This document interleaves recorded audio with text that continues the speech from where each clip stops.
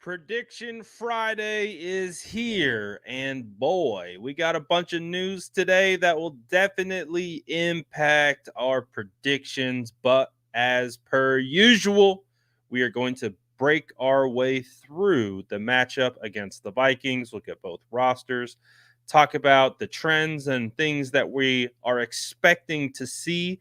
We'll also kind of we'll peek back at some of our predictions from last week as well. I got to show you a heartbreaking sleeper ticket as well. We'll do our Friday tick picks. We'll do our Friday sleeper picks and all that good stuff. But I want to show you one from last week. We'll do all that good stuff.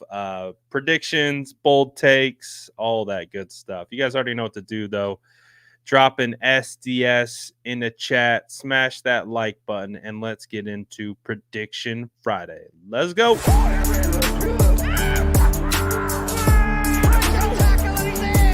that like button if you haven't already. Love to see it.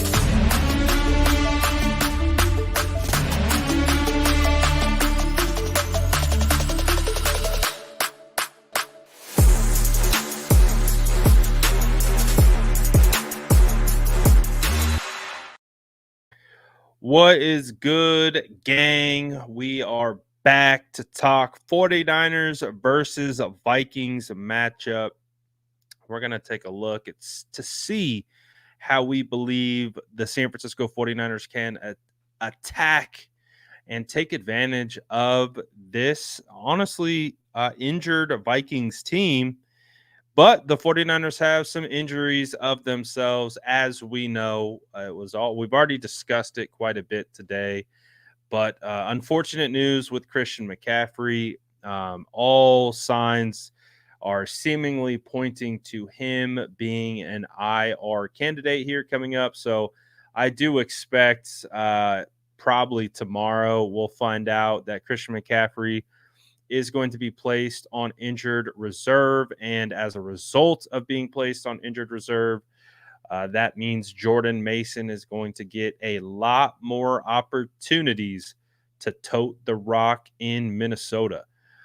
So, yeah, we saw what he was able to do last week. I know it was a bit of a surprise. I was very surprised as I was fully expecting Christian McCaffrey to play a lot because everything that we had heard all up until the week, we had 3 limited participations.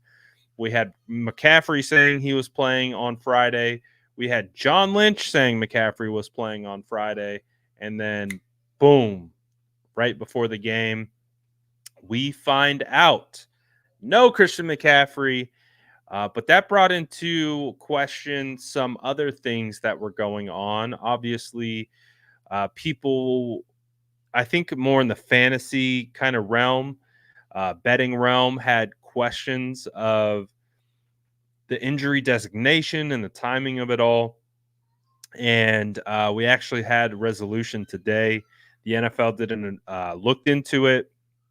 They determined the 49ers didn't violate any rules or any protocols. So nothing happened from that. I think just a lot of upset people who had Christian McCaffrey going in their fantasy or other things were the most upset.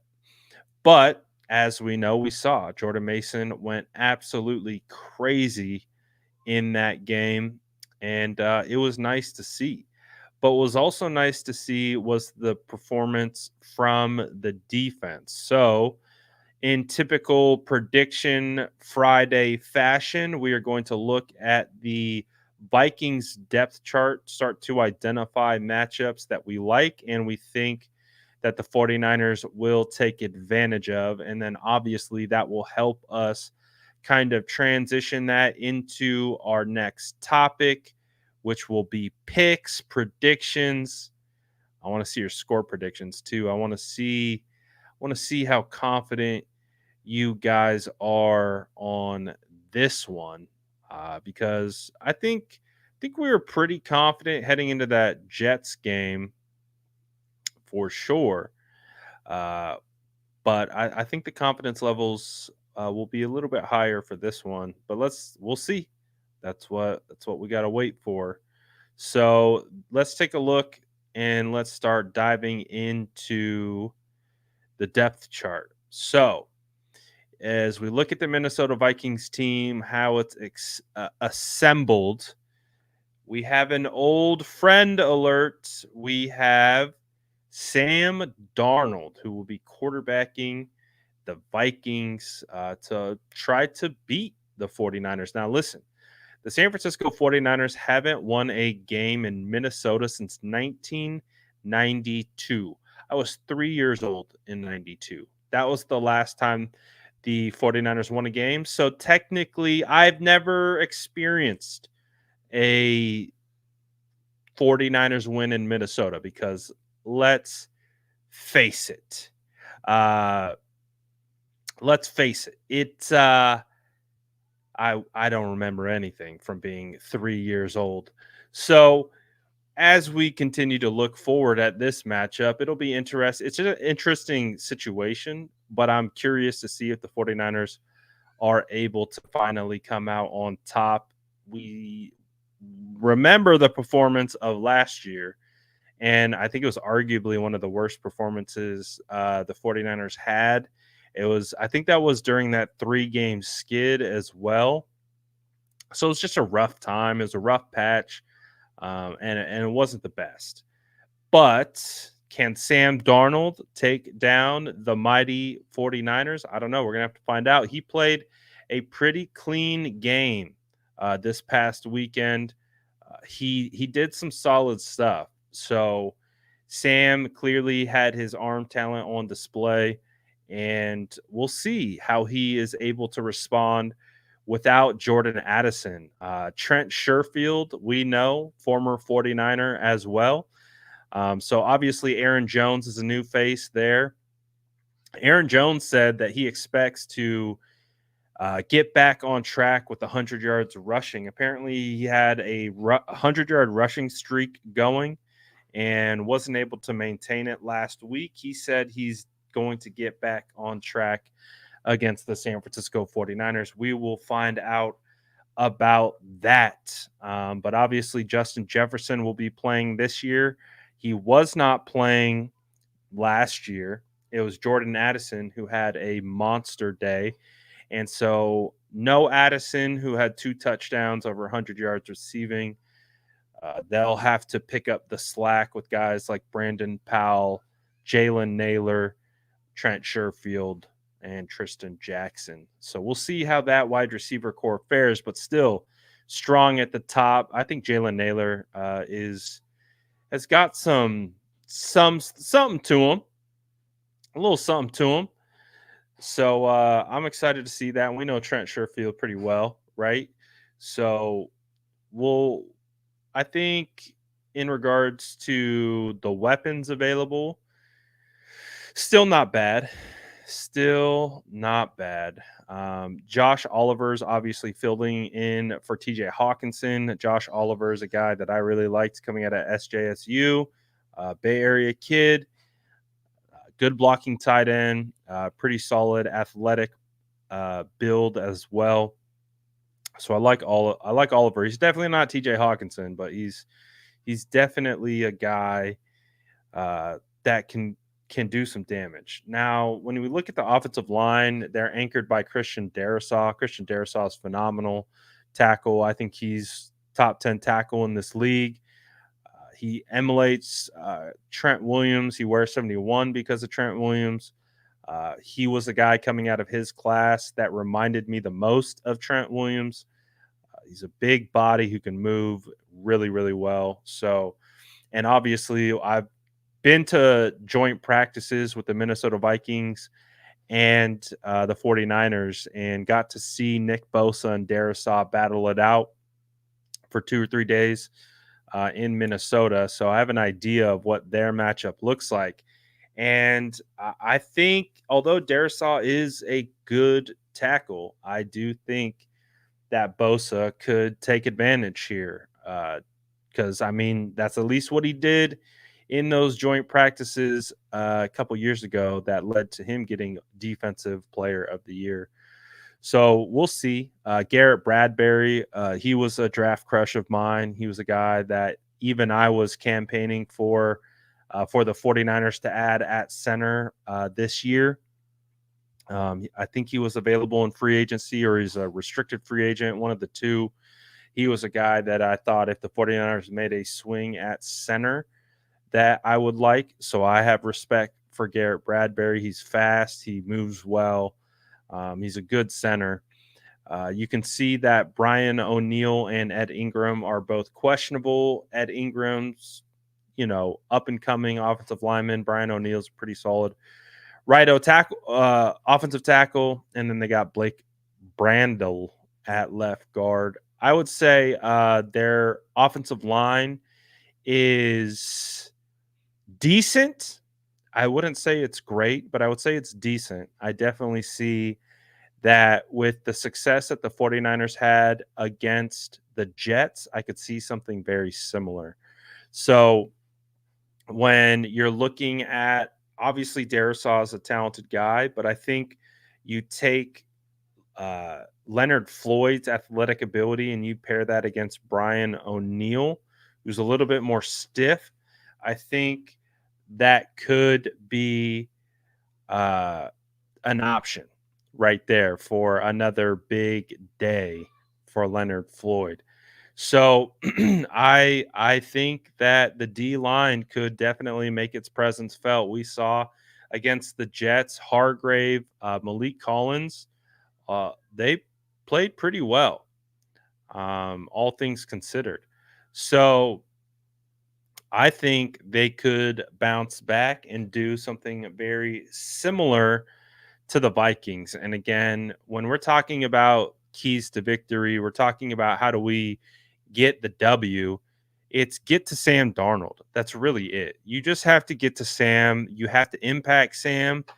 Diamador Lenore talked about how he loves playing against Sam, how they had this connection because when Sam Darnold was running the 49ers scout team, he would get interceptions at a pretty substantial rate, right? We heard that from Demo yesterday. That was a nice little soundbite that I'm sure they have some bulletin board material up in their locker room.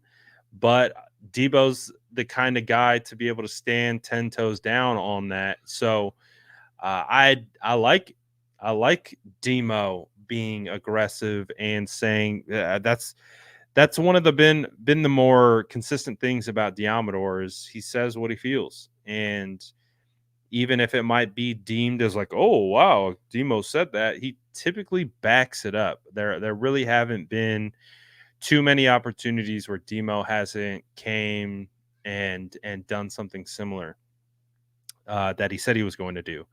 So the thing is, for me, we talked about how this game versus the Jets was going to be won in the trenches. My score prediction was 27-24. The context behind it was I thought it was going to be a comfortable 10-point lead, and then the Jets were going to like come back and kind of cut it close. That wasn't the case. The 49ers just put it on the Jets and started to run away with that thing. And I think we could see a similar performance with a similar performance from the defense doing very similar things. When you look at the coverage on the back end, there was a bust, on the they had a bust on a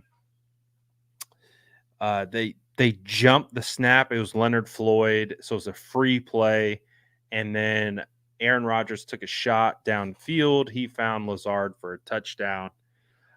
But honestly, there were multiple instances where there was a chance that Fred Warner absolutely could have, or the Jets could have scored a touchdown, but Fred Warner stopped it. And Fred was all over the place. And I feel like Fred, out of anyone, has a really bad taste in his mouth from that last year's Minnesota game. I remember watching the tape. I felt like that defense looked unrecognizable. I remember watching Fred Warner's Warner House. Shout out to them. I think they just put out their first episode today on YouTube, so go check that out. But I remember watching his episode after that Vikings game. And obviously, we saw Fred Warner get on the mic and talk about each game after every week. So we got to see his demeanor, all those different. I've never seen Fred Warner so pissed off uh, than I have seen him after that Vikings game. I think that Vikings game legitimately pissed them off so bad. Um, and pissed him off. I think he remembers that. So I feel like not only do we see Fred flying around in this game against the Jets, I think he's got a little get back in mind. He's got a little get back. He's thinking, you know what? I didn't like what happened last year. We're going to come in here and we're going to change that. So I do think we are in for another dominant performance. I think Mooney Ward and Diamador Lenore match up well with Justin Jefferson. So I do think that, again, you get pressure on Sam Darnold. That's the key. That's the key to victory. That's really it. Just get pressure on Sam, and the rest will fall into place. So, based on that, I think you could go in a bunch of different ways for uh, defensive player of the game. And this is where I'm going to ask you, who do you guys think the defensive player of the game will be? I think I have my guy in line, but let me know what you guys are thinking in the comments below of who your defensive player of the game is against the Vikings. First name in the chat that we got is Malik Collins. We got Diamador Lenore. Ooh, so far early love for Malik Collins. I think a lot of people were pretty happy with his performance against the Jets. He did play well, but so did Javon Hargrave. Hargrave played well too. Diamador Lenore, Demo, Warner. Gav says, or Warner as well. If I had to pick defensive player of the year, or defensive player of the game, I think I'm gonna have to go Freddie again. I just think, I think, I think he was angry against the Jets. I think he's gonna be angrier against the Vikings. I feel like there's going to be an intensity level to Fred in this particular game, because again, I think this game will stick out to him from what happened last year. And I think he's going to be in another world. He's going to be like, he talked about whooping the Jets, but I think he's really interested in whooping the Vikings. And on top of that, they got a quarterback he knows very well. Remember, Sam Darnold was the quarterback who was playing against the first string offense. So that's another interesting element of this is Sam knows this defense probably better than any other opposing quarterback in the league, because he spent an entire season preparing them for game days. So he knows their tendencies. He knows what they like. He knows what they don't like. And he knows the 49ers scheme. So that's a very, very interesting element. But if they can overcome that inside knowledge and they can just get to Sam, I think they could absolutely really stifle that offense. But again, Aaron Jones, he's a good running back. You can't sleep on him. I don't think you can sleep on Josh Oliver either. So I think they have the potential to put up a fight. But I do think that they remember last year, and I think that with a new defensive coordinator, new energy, a new fire, they're going to come in and go crazy. At least that's what I'm thinking. We'll see if that's actually true or not. Let's shift gears and take a look at the defensive side of the football. So when we're looking at this group, Harrison Phillips, pretty solid interior defensive tackle. They got Jonathan Bullard, and they run a 3-4. Jerry Tillery on the interior. I would say quality interior defensive lineman. I wouldn't say they're any better than anything we saw with the Jets. I thought Quinnen Williams is definitely better than any of those guys listed. Jonathan Grenard, Ivan Pace, Blake Cashman. I still to this day will never understand why Ivan Pace went undrafted. The only thing I could think of is he had character concerns or there was something off the field that we didn't know. But Ivan Pace was a dog. I don't understand why he went undrafted. Uh, he's already proven to be a top, like a really freaking good linebacker in this league. And just in his second year after being undrafted, or second or third year of being an undrafted free agent. I did not know they had Stephon Gilmore. So this is news to me. I had no idea the Vikings had Stephon Gilmore on their team. Obviously, a bit long in the tooth, as they say. Byron Murphy's not bad. He's pretty good. Shaquille Griffin, not bad. He's getting a little older, though. 29. It's been around the block a little bit. Cam Bynum's pretty solid. Harrison Smith, I think he leads the league in active interceptions. So we know Harrison Smith well. He's a quality safety. The back end, a little old, right? Stephon Gilmore old. Harrison Smith old. Shaquille Griffin old. Byron Murphy's not that old. But I don't think I don't think he came into fruition of what was expected of him as being a high second round draft pick. But and when I'm looking at this defense, I'm looking at a defense that doesn't scare me. I'm looking at a defense that if you can execute the way you know how to execute, you can absolutely take advantage of this defense. So honestly, I'm really curious to see the confidence levels when we get to score prediction time. Not yet. But I think the 49ers can take advantage of this defense. So I'm curious to see who you guys think will be the offensive player of the game when you're looking at this defense. That's not what I want. This is what I want. When you're looking at that defense, who do you think is going to be the one to stand out? Drop your offensive player predictions in the chat. What you think it's going to be. It could be another Jordan Mason game. It could be a game where they decide to air it out a little bit.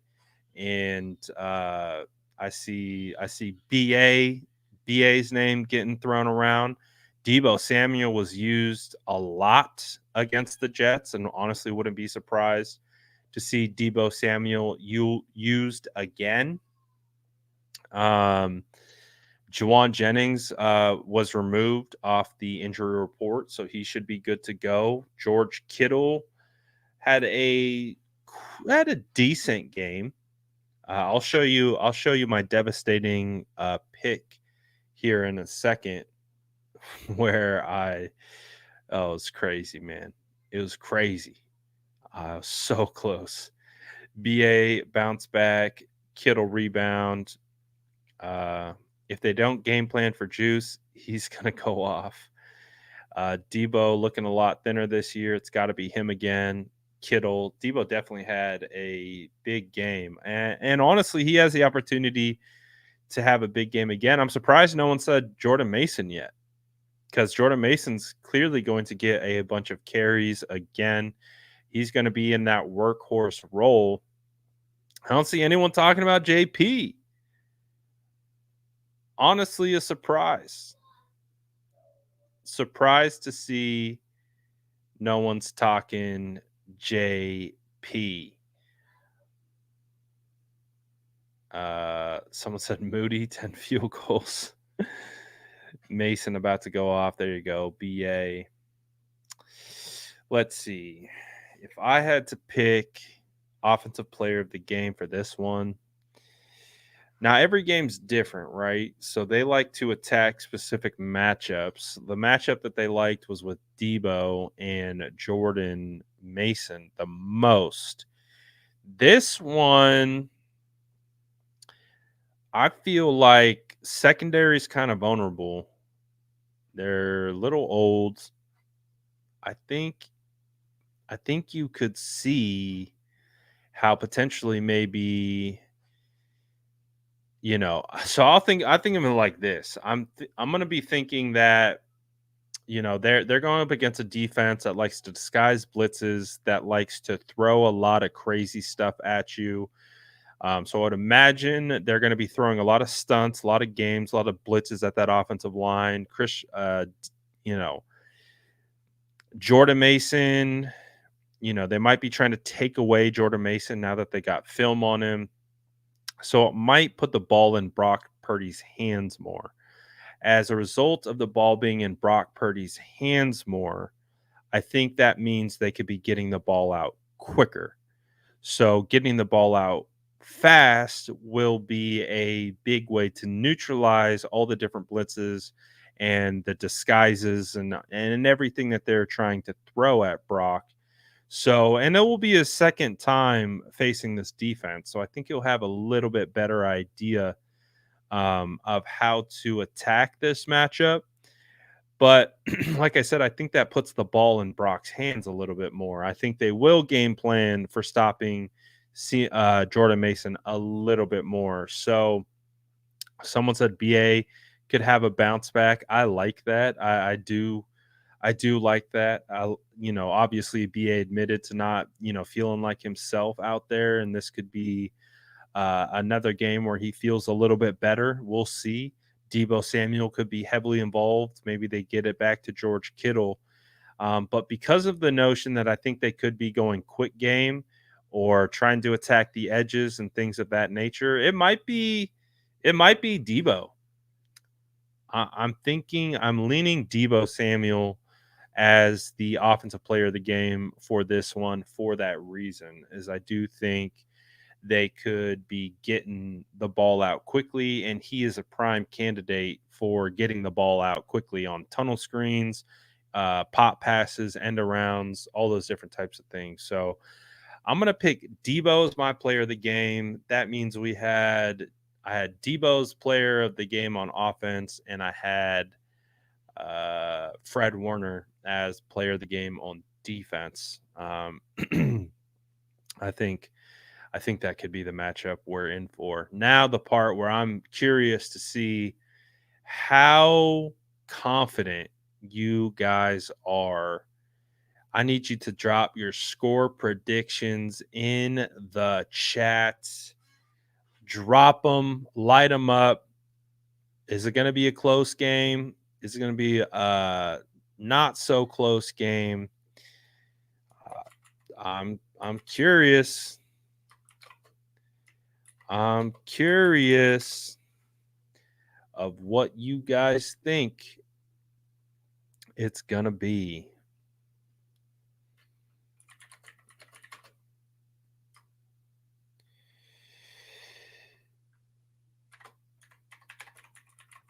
Something tells me a little bit more confidence, a lot more confidence this time around. Well, let's see. Gab, oh, close one, 20 to 17, 20 to 14, 32 to 17, 34-17. It's gradually getting, the margin's getting wider. 31-17, 32-10, 35-17, 36-10, 30 to 12. I think I just skipped one. 21 to 10, 30 to 15, 34 to 14. So some close ones, some about, 2+ touchdown margin potentially. It's an interesting one based on how last year went. This stigma, um, of the 49ers not winning there since 92.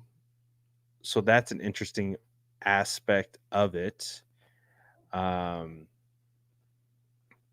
with this whole situation. I do think that it will probably be more of a high scoring game. I definitely have the 49ers putting up over 30 points. Um, I do think the Vikings will be able to score, but maybe not as much. I like this score, to be honest. 31-17. I like that score. I think that's about how confident I'm feeling in this game. I'm feeling like the 49ers have the opportunity, still run their offense, score multiple touchdowns. Um, and yeah, while their defense might give up some points, I still think it's going to be a situation where, um, I still think it's going to be something that they're still going to dominate for a good portion of it. They still score points. That's fine. Not worried about that. But thinking Debo goes crazy again. A lot of opportunities in the quick game. And Fred Warner flying all over the field. All right, now it's time. I want to see, what are your bold takes? Give me a bold take. Uh, what's your bold take on this particular game?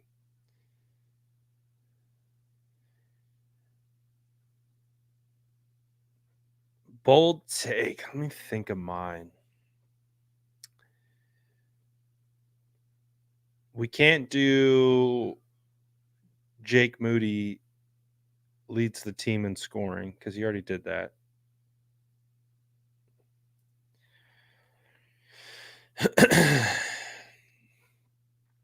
Let's see. Bold take. I'm going to say my bold take is Fred Warner gets a pick six. Fred Warner gets a pick six and another forced fumble. So he's going to have 2 turnover plays. Pick six and a forced fumble. Fred Warner going crazy. That's my bold take. Kyle Juszczyk gets over 3 targets and a touchdown. Okay, that is bold. Defense gets 7 sacks and 3 picks. Darnold comes back down to earth.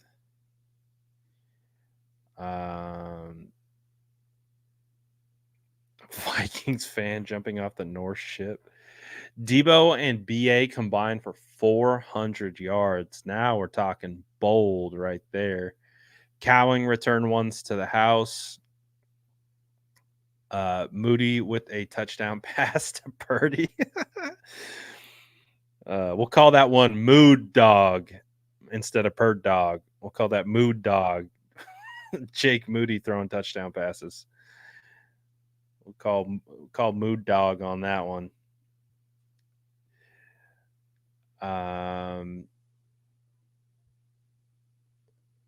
BA 3 touchdowns like that. Purdy 50 plus yards rushing and a rushing tutty. Okay. That's bold. That's bold. Ayuk having a career night. I like it. I could definitely see BA taking advantage of Stephon Gilmore for sure. I totally could. Um, Again, the rationale behind me picking Debo was more of a quick game style based on potential pressure and scheme adjustments based on the way Flores' defense is going to be attacking the 49ers offense. So I'm thinking more slants, more tunnel screens, end arounds, pop passes, things like that. And I think Debo will get some rushing opportunities. So, but I do think that Ayuk could absolutely bounce back, easily have a 2 touchdown game. I still think the 49ers are going to get the W. All right. It's not really a bold take, though. We keep the Vikings to under 60 yards rushing. Ooh, I like that one. D says Ward shuts down Jay Jettas. Floyd recovers a fumble and 2 sacks. All right. Well, I like the bold takes. BA 2 touchdowns. Juice with 100 receiving yards and 2 touchdowns. Man, if you get that one right, we got to talk about that because that's bold.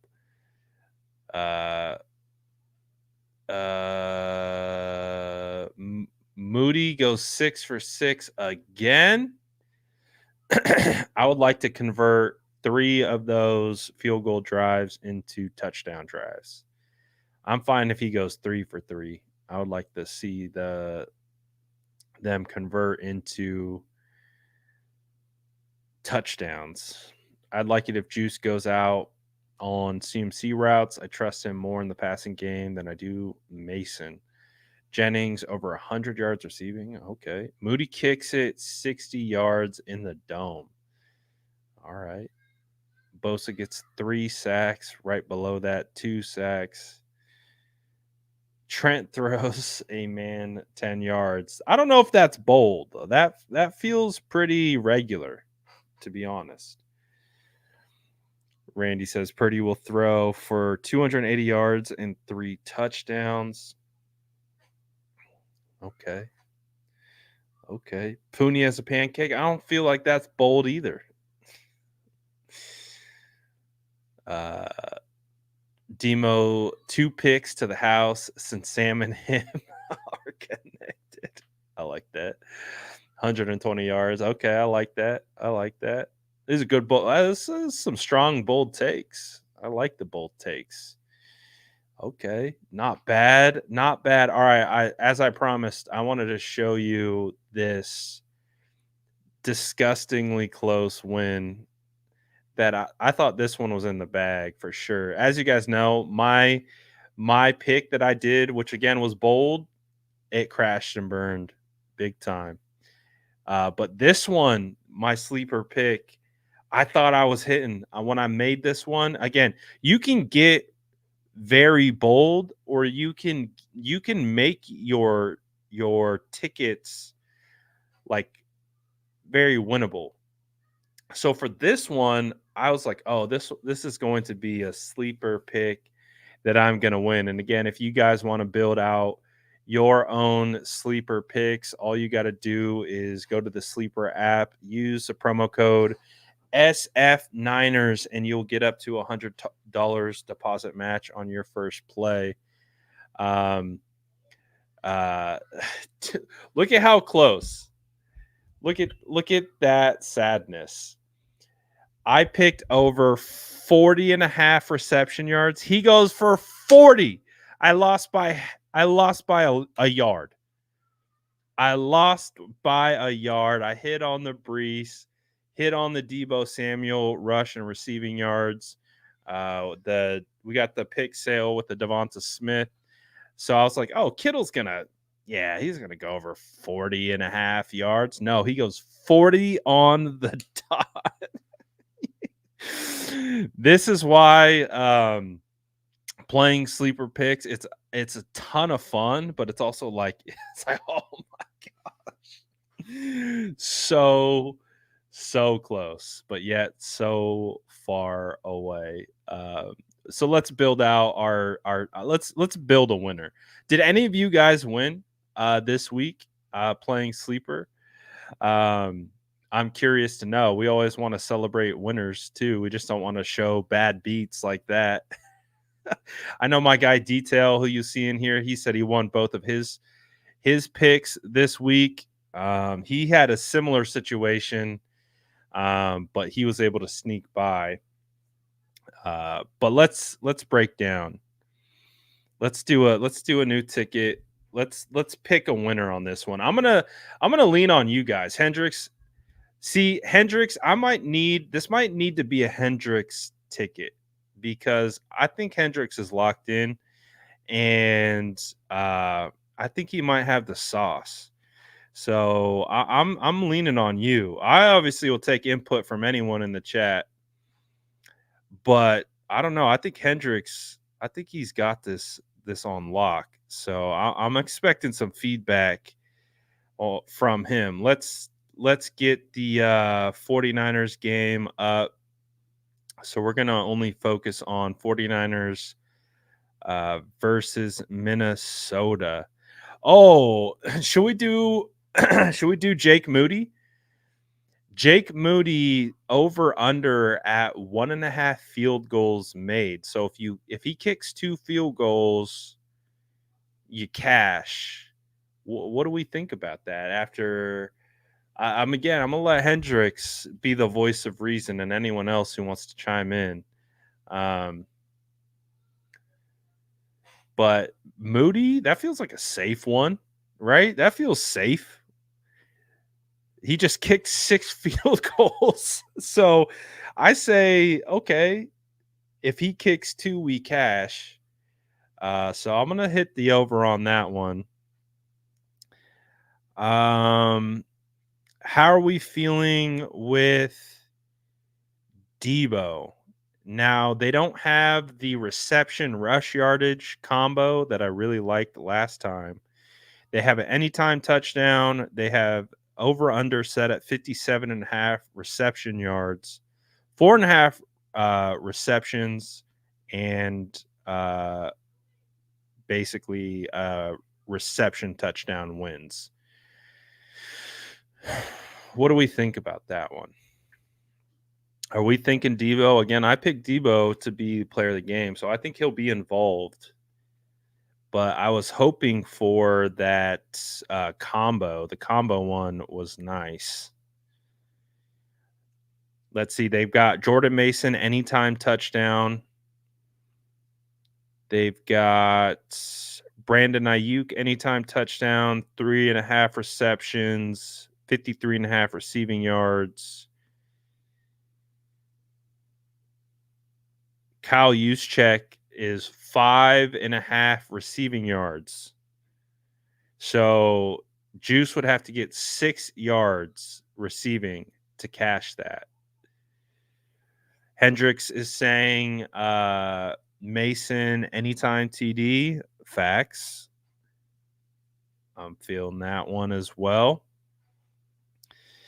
Do we want to go one more 49er and then we got to pick a Minnesota Vikings player. So we're basically picking between Debo, Purdy, Ayuk, Kittle. Jennings is an option. Or if we want to get real spicy and we want to take Kyle Juszczyk over 5.5 yards.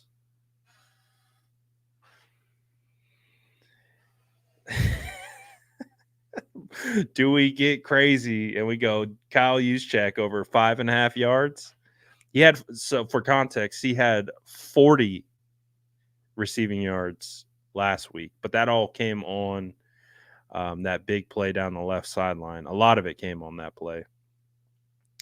I'm seeing Debo over 4.5 receptions. I see multiple Debo touchdowns. I see BA anytime touchdown.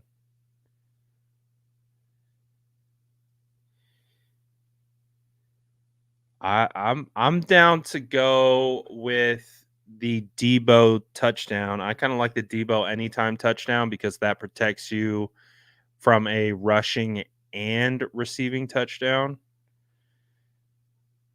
I think I'm going Debo. I think I'm going Debo anytime. Unless Hendricks doesn't like it. If he doesn't like it, I'll consider his thoughts as well. But I agree with, some of the chat. I do see Debo touchdown aligning with kind of our thought process of the game. So now we got to shift gears to the Minnesota Vikings. What do we think? Do we feel comfortable that Sam Darnold is going to throw an interception in this game? So I hit on the Aaron Rodgers interception. That one got me to cash. Do we think Sam Darnold is going to throw a pick? How confident are we that Sam Darnold is going to throw a pick? Again, I my bold take was pick six Fred Warner. We feeling confident that Sammy's going to throw a pick. You got Diamador Lenore saying he's going to, got a great connection. Um, we feel good with that. So the chat looks feel good with a Sam Darnold interception. uh, so all right. So this is our ticket.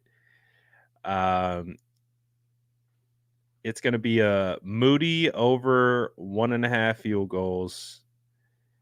Uh, we're going to keep this one easy.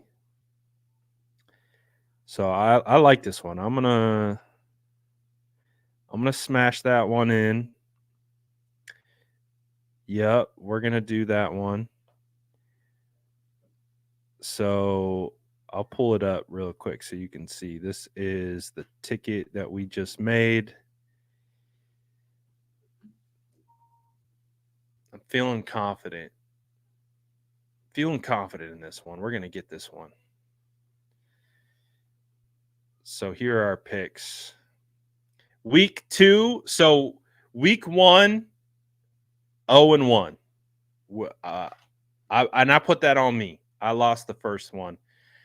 So I lost us the first one. I'm going to get back to doing this better as a group. So here's our group ticket. We picked Jake Moody over 1.5 field goals. We picked Jordan Mason anytime touchdown. We picked Debo Samuel anytime touchdown. And we picked a Sam Darnold interception. So $10 wins us $60. Nice and easy. Nothing crazy. So these are the ones that we hit. Well, let's see. Let's see if we hit on this one. I'm hoping. I'm hoping we get one. Hopefully coming back next week, celebrating a dub. Uh, uh, so we'll see. That's my ticket. And again, if you want to get in, have some fun. Again, you could throw 5 down if you want, but use my code SF9ers. Sign up, man. Even if you don't play, you just want to sign up and you use a promo code. That helps me out too. So appreciate everyone as always for tapping in. Hopefully we come away with a Brad's gonna buy the chat brisket chili. Is that a pig in a pickle reference? Oh man. Oh man. So appreciate everyone as always tapping in. We only do our picks on Fridays, on Prediction Friday, all that good stuff. Uh, we keep it light. Again, it is a slippery slope, but we're gonna keep it light, and $5 here, $10 there. If we get on a roll as a group, and we can start hitting as a group, then I think we got to share the wealth. That's only right. So we'll figure this out together. We'll figure this out. Yeah, we'll be doing a pregame show on Sunday's 10 a.m. start, right? So I'm gonna try to get in. It'll be an early one, but we'll try to get a little pregame show in on Sunday, and then we'll do the postgame show after. All that good stuff. Appreciate all you guys as always for tapping in. Smash that like button on your way out. Tap in with that sleeper code. Appreciate you guys. I'm out of here for now. Peace.